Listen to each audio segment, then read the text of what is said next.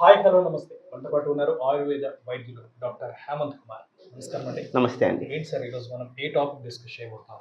ఈరోజు ఏంటంటే varicose veins అండి. Varicose veins. Varicose veins. Okay. ఎందుకంటే నన్ను కొంతమంది కామెంట్స్‌లో అడిగారు ప్రీవియస్ వీడియోస్‌లో హ్మ్. వారికోస్ వెయిన్స్‌కి ఏమైనా ట్రీట్మెంట్ అవసరం లేకుండా ఇంట్లోనే ఏమైనా తగ్గే సూచనలు చెప్పమని. తర్వాత నేను కూడా రెగ్యులర్‌గా పేషెంట్స్‌ని చూస్తున్నాను హాస్పిటల్‌లో. వారికోస్ వెయిన్స్ సార్ నాకు లాజర్ ట్రీట్మెంట్ చేస్తానన్నారు. చేయించుకోనా? వద్దా? సలహా కోసం అని చెప్పి కూడా అడిగారనమాట. సో, నేను రికమెండ్ చేసేదేంటంటే వారికోస్ వెయిన్స్ మరీ తీవ్రంగా లేకుండా స్టార్టింగ్ స్టేజెస్‌లోనే ఉన్నాయనుకోండి. హ్మ్. అంటే మొత్తం కాళ్ళంతా స్ప్రెడ్ అయిపోకుండా ముందుగానే జాగ్రత్త తీసుకునేలాగా మంచి ట్రీట్మెంట్స్ అయితే మనం ఇంట్లోనే కూర్చొని చేసుకోవచ్చు. ఓకే. ఎలాంటి మెడిసిన్స్ యూజ్ చేయక్కర్లేదు. మెడిసిన్ మరీ ముదిరిపోతే మెడిసిన్‌కి వెళ్ళాలి తప్ప హ్మ్. స్టార్టింగే మీరు గమనించగలిగారనుకోండి, గమనించగలిగితే మీరు మెడిసిన్‌కి ట్రీట్మెంట్స్‌కి వెళ్ళక్కర్లేకుండా ఇంట్లో తగ్గించుకునే అవకాశం అయితే ఉంటుంది. ఓకే. సో, అది ఈరోజు వారికోస్ వెయిన్స్ గురించి ఫుల్ డీటెయిల్స్ కనుక్కునే ప్రయత్నం చేద్దాం. అసలు వారికోస్ వెయిన్స్ అంటే ఏంటి? దాని లక్షణాలు ఎలా ఉంటాయి? వస్తే ఎటువంటి జాగ్రత్తలు తీసుకోవాలి? హ్మ్. దాన్ని నెగ్లెక్ట్ చేస్తే ఏమైనా ప్రమాదకరమా? ఈ హ్మ్. డీటెయిల్స్ మళ్ళీ మాకు వ్యూవర్స్ కోసం వివరించండి. ఖచ్చితంగా అండి. వారికోస్ వెయిన్స్ అంటే ఏంటంటే, ఇప్పుడు మనకి కాళ్ళలో వస్తుంది. ఎక్కువగా వారికోసిటీ అనేది కాళ్ళల్లో చూస్తాం. హ్మ్. మనం కాళ్ళల్లో ఎందుకు చూస్తాం అంటే, వారికోసిటీ ఇప్పుడు మనకి బ్లడ్ ఫ్లో అవుతుంది గదా! ఫ్లో అయిన బ్లడ్ మన కింద నుంచి గ్రావిటేషన్ పుల్‌కి ఆపోజిట్‌గా పైకి రావాలి. ఓకే. సో, గ్రావిటేషన్ పుల్‌కి ఆపోజిట్‌గా పైకి రావటానికి వీన్స్ అనేవి చాలా చిన్నగా సూక్ష్మంగా ఉంటాయి. హ్మ్. ఎక్కువగా నిలబడి కాజెస్ అంటే ఎందుకొస్తాయంటే, ఎక్కువగా నిలబడడం గానీ, లేదంటే already previous history varicose veins ఉన్నా గూడా, లేదంటే కూర్చొని లేచి మెట్లెక్కి, దిగి చేసే పనులుంటాయి కదా! అవును. వాళ్ళకి కాళ్ళ మీద కాఫ్ మజిల్స్ ప్లేస్‌లో కానీ మొత్తం లోవర్ బాడీలో ఎక్కువ స్ట్రెస్ అనేది పడుతుంది. హ్మ్. సో, దానివల్ల వెయిన్స్ అనేవి ఎన్లార్జ్ అయిపోతాయి. పెద్దగా అయిపోతాయి. తర్వాత ఇలా ట్విస్ట్ అయిపోవడం గానీ, దానివల్ల వారికోసిటీ వస్తుంది.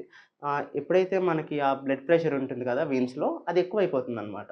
సో, అవి పైకి వెళ్ళలేదు బ్లడ్. సో, హ్మ్. పైకి వెళ్ళకుండా అక్కడే స్టాగ్నేట్ అయిపోతుంది. సో, ఆ బ్లడ్ అక్కడ స్టాగ్నేట్ అయిపోవడం వల్ల ఏంటంటే, ఈ వారికోసిటీ అనేది అంటే మీకు వీన్స్ ఉబ్బినట్టు కనిపించడం అనేది జరుగుతుంది. హ్మ్.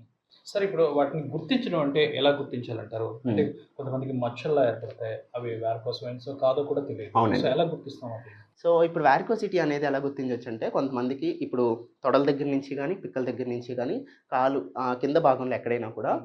మీకు వీన్స్ అనేవి మామూలుగా కనిపిస్తాయి. చేతి మీద గానీ ఎక్కడైనా కూడా నార్మల్‌గా గ్రీన్‌గా కనిపిస్తాయి. హ్మ్. అలా కాకుండా బయటికి ఉబ్బి పర్పుల్ కలర్‌లో గానీ, డీప్ బ్లూ కలర్‌లో గానీ, గ్రీన్‌గా కాకుండా బ్లూయిష్‌గా గానీ అలా కనిపిస్తే కలర్ చేంజ్ అయ్యి, హ్మ్. బయటికి ఉబ్బి కనిపించడం గానీ ఉంటే హ్మ్. గనక అవి వారికోసిటీగా మనం గమనించుకోవాలండి. పెయినొస్తుందా? పరిగణించుకోవాలి. పెయినొస్తుందా? పెయిన్ స్టార్టింగ్ స్టేజ్‌లో పెయినేం ఉండదండి. ఓకే. సో, అలా మీరు నెగ్లెక్ట్ చేస్తున్న కొద్దీ పెయిన్ అనేది మీకు తెలుస్తుంది. So, okay. నెగ్లెక్ట్ చేసేసి మీ పని మీరు చేసేసుకున్నారనుకోండి పట్టించుకోకుండా, హ్మ్. సో, మెల్లిమెల్లిగా దాని సింప్టమ్స్ అది చూపిస్తుంది. హ్మ్. పెయిన్ గాని, కొంతమందికేంటంటే క్రానిక్ స్టేజ్‌లో పుండ్లు కూడా పడతాయన్నమాట. హుహు. సో, పుండ్లయ్యి బ్లడ్ రావటం కూడా జరుగుతుంది. ఓకే. సో, ఆ స్టేజ్‌కి కూడా వెళ్ళిపోతుంది. ఎప్పుడైతే నెగ్లెక్ట్ చేయకుండా స్టార్టింగ్ స్టేజ్‌లోనే మీరు కేర్ తీసుకుంటారో, ఇవన్నిటిని కూడా మీరు ఆపుకోవచ్చు. సో, ఇప్పుడు మనం చూడబోయే రెమెడీ హ్మ్. అంటే స్టార్టింగ్ స్టేజ్ ఉన్న వాళ్ళకా? అంటే స్టార్టింగ్ స్టేజ్ అనే గాదండి. మరీ ఎక్కువ మొత్తం కాళ్ళంతా అయిపోయి పుండ్లు పడిపోయినా కూడా 4, 5 వెయిన్స్ మనకి వారికోసిటీ హ్మ్. ఉందనుకోండి. సో, తగ్గుతుంది స్టార్టింగ్ స్టేజ్ అనుకోవచ్చు. హుహు. మీకు క్రానిక్ అయిపోయినా కూడా తక్కువ ఉంటే గనక మనకి ఈ రెమెడీతో తగ్గుతుంది. ఓకే. అలా కాకుండా కాళ్ళంతా కూడా వెయిన్స్ పొంగిపోయి, కాళ్ళంతా పుండ్లు పడిపోతే ఇలాంటి వాటితో మనకి అవ్వదు. ఖచ్చితంగా కన్సల్ట్ చేయాల్సిందే. డాక్టర్ కన్సల్టేషన్ తీసుకొని మెడిసిన్ వాడాల్సిందే. సరే ఇప్పుడు ఈ వ్యాధి ఎప్పుడైతే ముదిరిందనుకున్నామో, హ్మ్. సో, నెగ్లెక్ట్ చేసామో, హ్మ్. తెలియకో ముదిరిందనుకున్నాము. సో, హ్మ్. అప్పుడు ఎటువంటి కాంప్లికేషన్స్ అనేవి ఉంటాయంటారు? ఖచ్చితంగా అండి. ఎందుకంటే ఇప్పుడు ఈ వ్యాధి బాగా ఎక్కువైందనుకోండి, వారికోసిటీ ఎక్కువైతే గనక హ్మ్. నడవలేరు ఫస్ట్ ఆఫ్ ఆల్. హ్మ్. నడవడానికి కూడా ఇబ్బందిగా ఉంటుంది. అండ్ కాలంతా కూడా బాగా సలుపు, పోటు అనేదొస్తుంది. పెయిన్ అనేది చాలా ఎక్కువుంటుంది. అండ్ దాంతో పాటు పుండ్లు పడిపోయి రక్తం అంతా ఈ ఇన్ఫెక్షన్ గూడా అవుతుందనమాట. సో, డయాబెటిక్ ఉండి వారికోసిటీ వస్తే ఇంకా జాగ్రత్త తీసుకోవాలి. హ్మ్. ఎందుకంటే పుండు పడిందంటే డయాబెటిక్ అవును. పేషెంట్స్‌కి కొంతమందికి మానదు. తగ్గదు. అవును. మానదు. సో, దానివల్ల అల్సర్స్ ఫార్మ్ అయ్యాయి అంటే ఇంకా ఇబ్బంది. హుహు. కాబట్టి స్టార్టింగ్ స్టేజ్‌లోనే దీన్ని తగ్గించుకోవటానికి మనం మంచిగా జాగ్రత్తలు తీసుకోవాల్సుంటుందనమాట. ఓకే. సో, ఇప్పుడు ఏదైతే మనకి చెప్పే రెమెడీ ఉందో, దానికి కావాల్సిన ఇంగ్రీడియెంట్స్ అనేవి మీకు చూపిస్తాను. ఒకసారి చూద్దామండి. హ్మ్. ఫస్ట్ ఆఫ్ ఆల్ కావాల్సిందేంటంటే మనకు కావాల్సిన రెమెడీకి కావాల్సిన బేస్ ఏంటంటే నువ్వుల నూనండి. నువ్వుల నూనె. నువ్వుల నూనె. హ్మ్. నువ్వుల నూనె, పసుపండి. పసుపు, తర్వాత అశ్వగంధ పౌడర్. అశ్వగంధ పౌడర్ ఇదొచ్చేసి నీమ్ పౌడర్ అండి. నీమ్ అంటే వేపాకుల పౌడర్.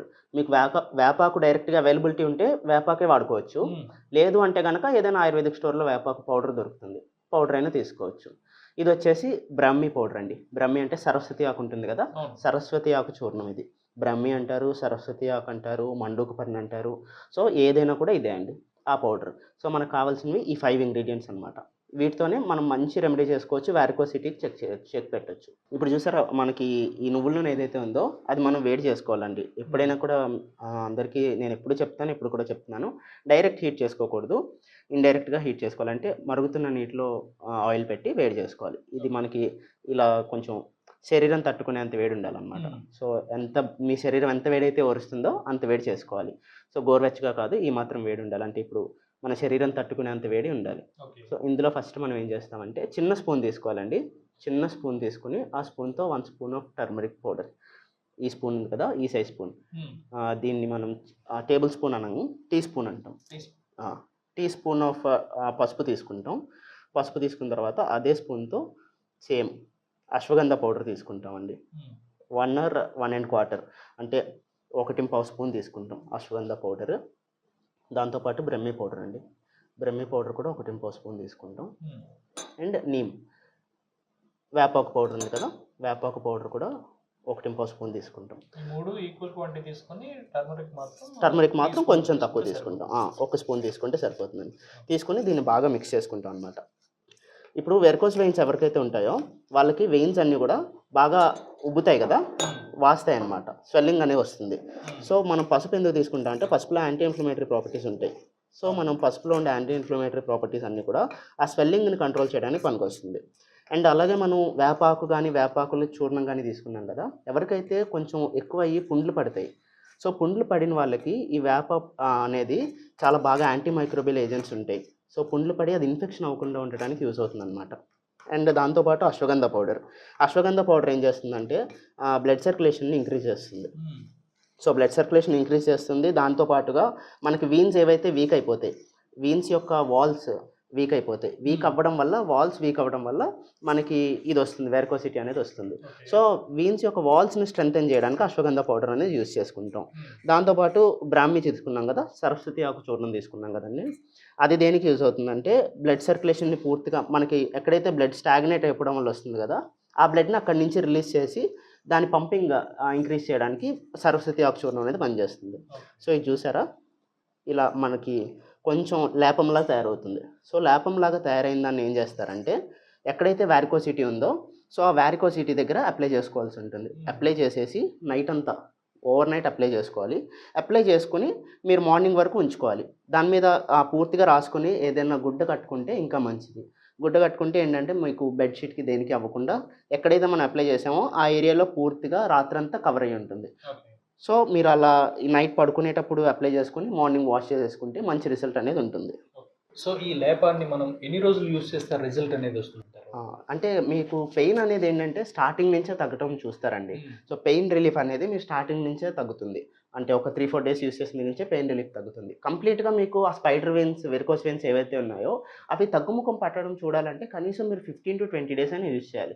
సో ఆ తర్వాత నుంచి అవి తగ్గడం స్టార్ట్ అవుతాయి అనమాట. పెయిన్ రిలీఫ్ ఉంటుంది and at the same time symptomatic relief కూడా ఉంటుంది.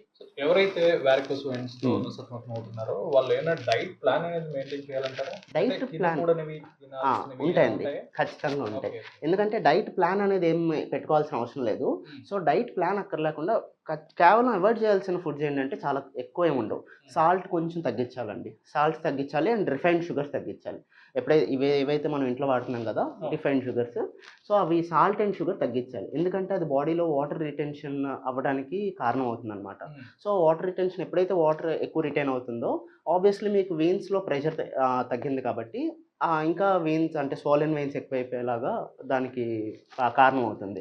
సో తినాల్సిన ఫుడ్స్ ఏంటంటే ఫైబర్ రిచ్ ఫుడ్స్, మంచిగా వెజిటబుల్స్ కానీ ఫ్రూట్స్ కానీ fibre rich food, wholesome food ఏది తింటే అది చాలా మంచిది అనమాట. ఎప్పుడైతే గట్ హెల్త్ బాగుంటుందో సర్క్యులేషన్ కూడా బాగుంటుంది. దాన్ని బట్టి మీరు కేవలం అవాయిడ్ చేయాల్సింది సాల్ట్ అండ్ షుగర్స్ అంతే. సో వెరికోస్ వెయిన్స్ గురించి ఫుల్ ఇన్ఫర్మేషన్, వాల్యుబుల్ ఇన్ఫర్మేషన్ చాలా చక్కగా వివరించారు మా కోసం. Thank you. నమస్తే.